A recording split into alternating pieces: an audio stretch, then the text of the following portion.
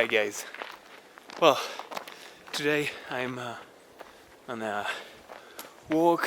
You probably recognize the path, but walking on the route, and then I will leave the main route to go follow animal trails up to a location off-road I like to go to. And the reason why I'm doing this circuit today is mainly because I know I will have some cardio to do, and I'm testing today the Kitbag, original Kitbag from HPG Gear. Probably seen that in the past, and I wanted to see how I wear it when I use it in conjunction with the anorak I wear, because I've used it in the past but not with the anorak, so I wasn't sure whether it would be comfortable or if I should wear it low or higher. I don't really know yet, so this is what I'm testing. And also I will discuss a bit about lines of gear. I know a lot of people are calling first, second lines, and without the intention of doing that, I have been wearing my kit in kind of lines. First line of survival, what you wear on your person and what you won't drop unless you get undressed. Second line is something that you will keep on your person the majority of time. This is my understanding and the way I see it. Perhaps there is a general rule. It's not my my case in here. So second line is what you can wear and stuff you will remove. So if you are susceptible to remove your jacket or your pack when you are at the camp, for example, this is what I call the second line. And the third line is basically your full backpack. Most of the time here, it's also a HPG Gear Tarahumara pack, one of my favorite packs when it comes to small backpacks.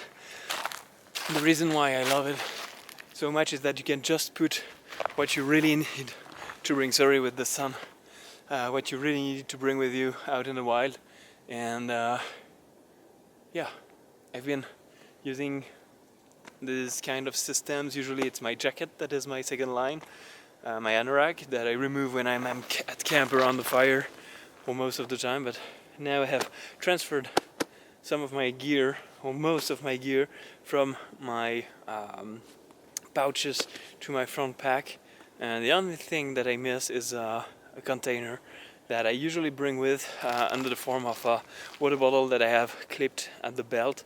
But usually I try to have a container at least in my second line, so you will not see it today because I actually moved a lot of stuff and tested a lot of stuff as well. But well, just wanted to share that part with you. We're gonna see what's in my pack once I'm up the climb I'm going to. So guys, stay tuned and see you later.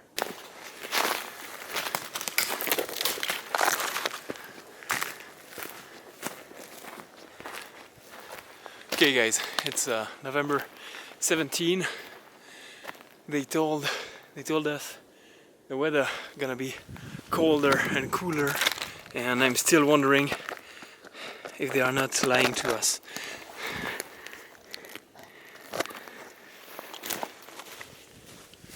But until now, the comfort on the chest is great, but it's just that the jacket is too hot. Oh, now I'm at an altitude, I don't know, probably 17 17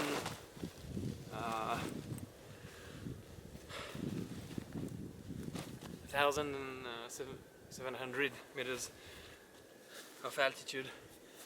A bit less perhaps, but not 100% sure. Now, I'm not the kind of guy that loves, usually or most of the time, using jackets, shirts, not breathable, but shirts like these that drain or move water and dry quickly and move water away from the body. But I must say, recently, with the heat there is and the fact that I usually in early winter decide to push myself a bit harder in the mountains, because usually I can stand such a heat. Here I just can't, and yeah, well, that's a bit of a problem for me.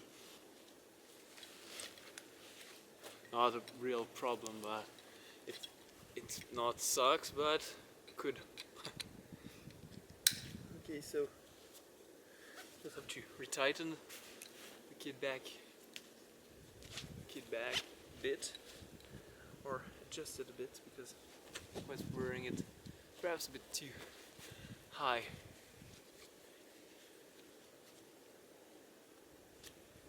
Okay, so I also have the Recon Kitbag, but I will go for the Snubby as the next one. Snubby and probably Runner's Kitbag, because I want to test a lighter version to this one to compare. I don't wear an arm in here, so you can see I only have the stabilizing strap. So this means sometimes I put my knife in here and just slip it under, but most of the time I don't need so many layers. So let's continue.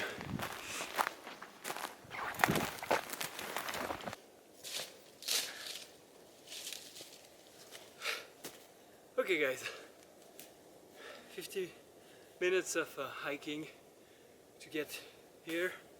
Now, as you can see, I'm all sweaty, but I don't care. I will go ahead and talk about my layers, so my lines, so that you have an idea of what I wear on my person, and that you can basically, yeah, adapt your way of doing things to your use. So first, something I never leave home without, and when I say never, when I go in a suit to work, I always have my pocket kit, and my pocket kit is more designed for urbanized situations, but I have a farmer. This has been really well used over the years. A big lighter, still have to remove that safety, but big lighter, and a spotlight flashlight, which has 2 power modes and can focus the beam if needs to. I usually use the wide beam. You have 3 power modes. Excellent flashlight. This one is a new one because I have sadly lost the one before. I have some paracord, of course, and the knife is attached to it. And I have a capsule with some stitching gear and repair gear, some gaffer tape around it that I need to replace as well. So I hope you see me in full. I'm not sure about that. This is something I have every day on my person. And the other thing I always have with me is my Key Smart that will come to no use in here, with a little thing that is supposed to catch light and help you find it if you lose it. So most of the time it sticks out of my pocket, and my car keys with also a whistle, USB discs with some important information that I keep with me and use for quick transfer, and a Swiss Tech utility key that I always keep on my person.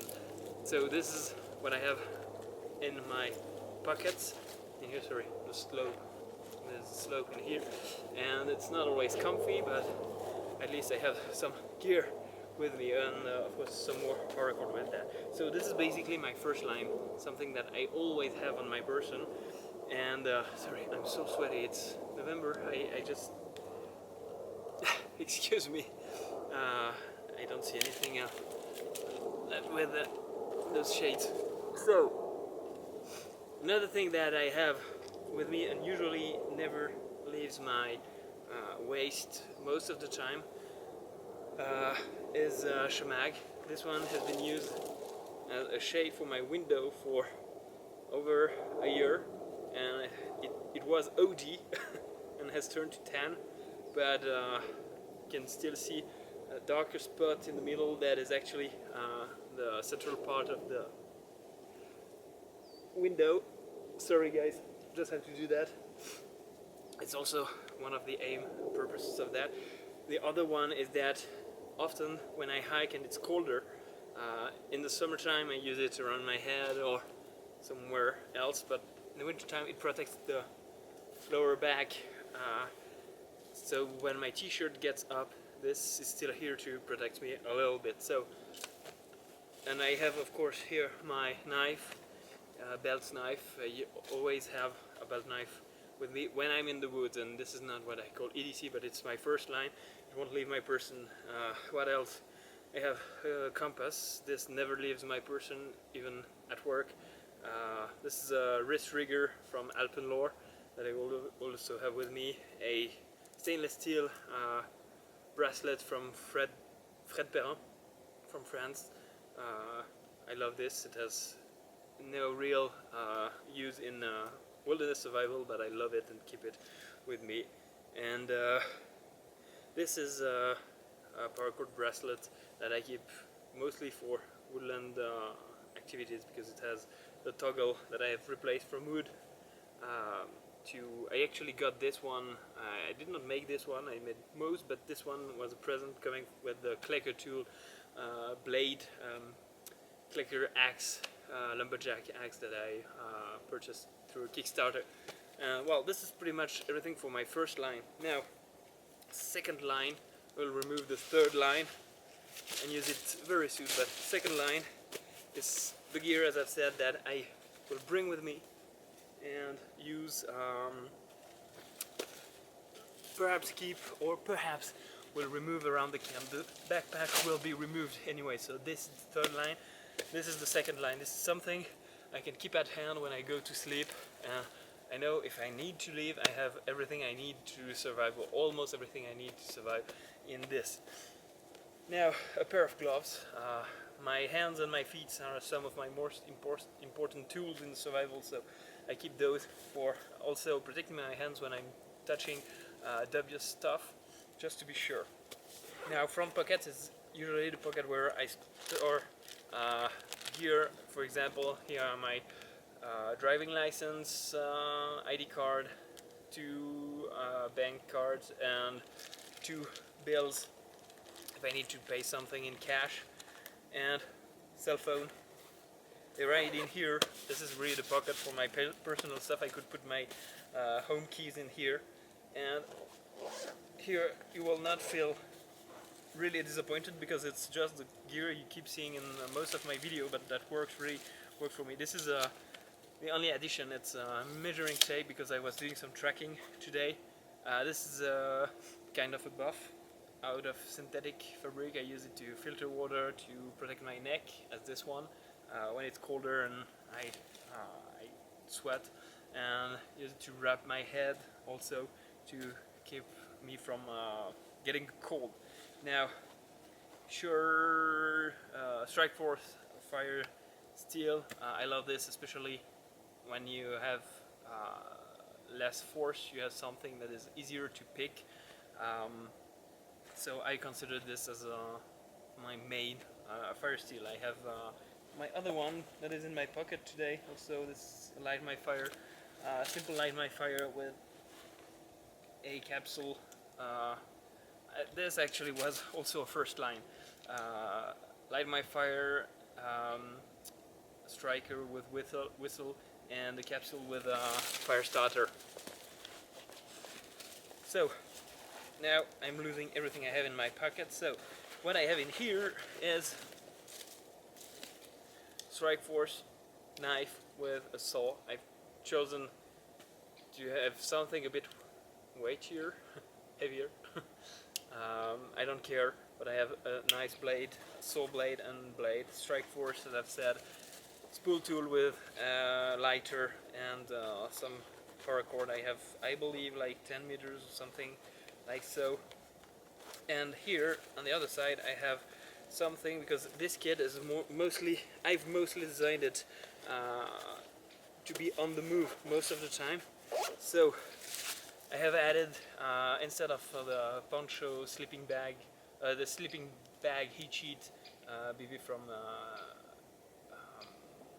SOL AMK, I've decided to use this poncho because it's flat, so it's more comfy on the chest, and it's really small. It allows you to protect yourself while walking, but also if you rest you can put it over this small backpack, and you are protected under a tree.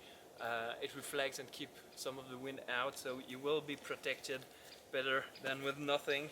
And because it's closed, it will keep your more heat inside of your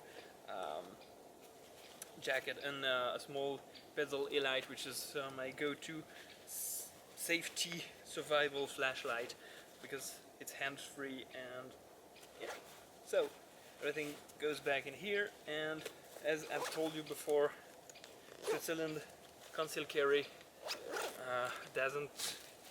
isn't that easy to acquire.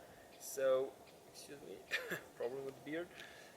So here I don't have any weapon, only the stabilizer strap for this kit bag. So this is the second line. Now it's time to check, and of course you don't see it, but yeah, I'm wet here. Before I get sick, I'm gonna add something that's in my pack. So I have some food for today. I also have insulation, and most of the time my backpack is actually all about bringing with me stuff to protect me from the elements. So this, and allow me 1 second, this is exactly what I consider a backpack is for most of the time. It's to carry more comfort gear, but inside of it, or outside, like this time, I try to have my jacket, a poncho instead of a rain jacket. You've seen this a really huge amount of time. I also have this that I consider an item for sitting, protecting myself, covering my gear. It's multi-use. I'm not a lightweight hiker. I consider myself a minimalist most of the time, but here, with all I have here, I can camp really comfortably in the woods, and I have done that with most of that gear. So first aid kit, I shouldn't say that, but most of the time I don't care. I don't carry any first aid kit. I've decided to bring some, not for me, but mostly for other people. If I need to help people, I have more gear, and well, I try to convince myself I need to, but most of the things I can heal or take care of with that are things I can take care with what I find in the woods. So what I will really need in such a kit is actually band-aids. I've added tons of band-aid, something to disinfect my wound, and to help disinfect if it's deeper, I use an ACL solution that I mix with the betadine thing. Other than that, I will, yeah, if I make a first aid kit, usually it ends up being way too big. My other one is betadine, tick remover, and band-aids, and I don't remember, but those tampons that are designed to be shoved in the wound for wide flesh wounds and hemorrhages. So I take it because I know I should. I make mistakes like everyone, so I try to be better safe than sorry. And here are two items I'm gonna test today. I have financed this on Kickstarter because I wanted to see how it performs. I'm not sure of it right now. It can be used as, it's the clacker clacks. It can be used as a knife. You have a kind of chisel, a gut hook, some stuff, bottle opener, measure in metrics in here, and axe. And it can be clamped on any pieces of wood, so I will see how it performs if I have time to test it. And a hand chainsaw, because I need something minimalist, and water bottle, and stainless steel cup. So this is pretty much all I have with me on my third line, and the jacket, of course, which is something I consider being my most important addition, because this is what will protect me most of the time from the environment. And as you can tighten it around the waist, I can use this as insulation if needs be, so I would have a lot of stuff. But the jacket most of the time will remain on my person, or as I've shown you on other videos, I will tie it as a bag that I'm wearing. So in winter hikes, when I want to go light, I would have exactly that, reflecting tarp, something to protect myself from the wind when I sleep, not only my jacket but something to make a cozy cover. Water bottle, metal water bottle with a stainless steel cup to melt snow or purify water, whatever. And these are the most important tools. Of course, here I have also a larger blade that I love to use with my smaller one. I'm gonna talk a bit more in the future about this one, but this is a very nice one-tool solution from Finland. So all in all, you have here what I consider being a pretty complete overnighter kit. Maybe I could throw in more food, but if I'm in the survival situation, I will not eat much or not eat anything else than what I can find in the woods. So this is pure comfort. But my first line will allow me to survive and not sleep much, but make it through the night. First and second lines will allow me to already be in a more comfortable situation, and third line would allow me to have some more insulation and protect me from the environment and have a complete shelter system. So this is basically it.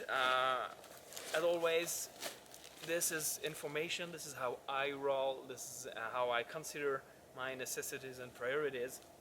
Also, I've told you I did not have a water bottle with me, but what I do usually when I'm around camp, I use the water bottle pouch. This is why it remains in a pouch even if it's in my backpack, because when I'm walking I will not leave my backpack, but when I stop I can add this around my waist and go hike and have my water bottle on my person, this is enough to carry and purify a lot of water if I find myself in a survival situation. So guys, this is a kit. It's more than just pure survival here, as you can see, but I think being prepared that way you can cover the most basic necessities for the 72 first hours and more if you do it well, the right way. But at least all this will allow you to have the time to build yourself a nice shelter and a roaring fire and protect yourself from the elements in the 72 first hours. The food is not a part of this kit. I have another kit that has something for an overnighter, but this all is basically what I consider most people with a little knowledge could use to make it through 71st hours, and maybe more, because they will have time to build a real shelter and not use the poncho for the only roofing they have. So guys, thanks for watching. If you have any questions, compliment, ideas, I'd like you to share this with me. And well, other than that, I thank you for watching and see you soon. Cheers.